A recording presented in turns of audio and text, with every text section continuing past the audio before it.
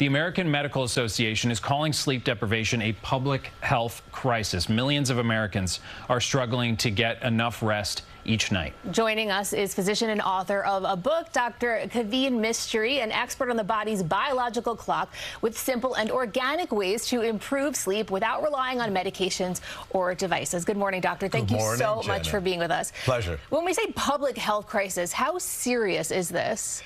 Jenna, I'm glad the AMA is bringing this to light. You know, we see sleep playing such a big role overall in our body and mental health. First part of our sleep has a lot to do with just detoxing of our body and our brain.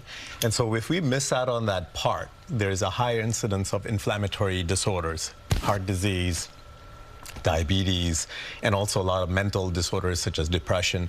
The second half of our sleep focuses on memory consolidation. And so if we miss out on that, we have higher incidence of Alzheimer's. So overall, if you think of everything that sleep covers, it's a major issue. And so important. So you know, what if someone isn't sleeping great, goes to their doctor and says, I'm not sleeping, the only fix for this must be a sleeping pill. So people turn to medications, they turn to costly devices, anything they can basically other than changing their routine or their schedule. What do you recommend people do instead of those things to improve their sleep? Sure. You know, when people turn to these fixes, they're either trying to fall asleep or stay asleep. Yeah. You know, it's usually, so people are running to either melatonin gummies or anti-anxiety medications and things like that. Interestingly, a lot of these ingredients are found in natural foods. And so if people can alter their routine, incorporate some of these things in their daily life, then they may not need to rely on these fixes. So what are some of those foods that we could incorporate in our diet that's really interesting? Yeah, so one is that if you talk about melatonin as to falling asleep, right, then there are foods that contain trace amounts of melatonin. And the second part is that staying asleep, which is more of a magnesium issue for a lot of people, not getting enough magnesium, which has an anti-anxiety effect.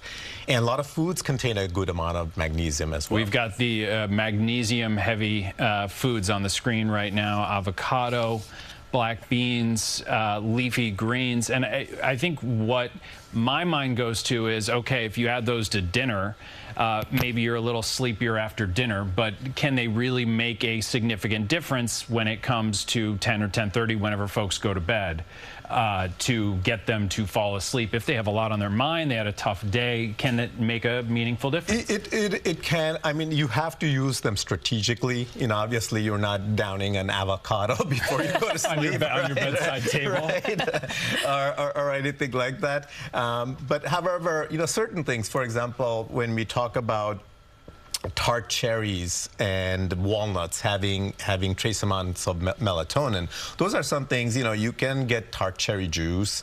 You can eat maybe a couple of pieces of walnut right before going to sleep, and it will give you that little kick of melatonin that can be beneficial. So there are things, quick fixes like that from natural sources. Or a Thanksgiving turkey. Yeah. That's the first thing I thought of, is how sleepy everyone always is after that. If somebody watching this is dealing with insomnia, anything that could help them? So apart from what we just talked about, I would say one thing for most people that they don't think about is really like looking at your phone, the screen, right? Because one part of melatonin is what you eat and what's going in your system. The second part of melatonin is you preventing your natural melatonin from going up, right? So if I'm looking at my screen right before going to sleep, that blue light exposure blunts my melatonin rise, as we all know that, right?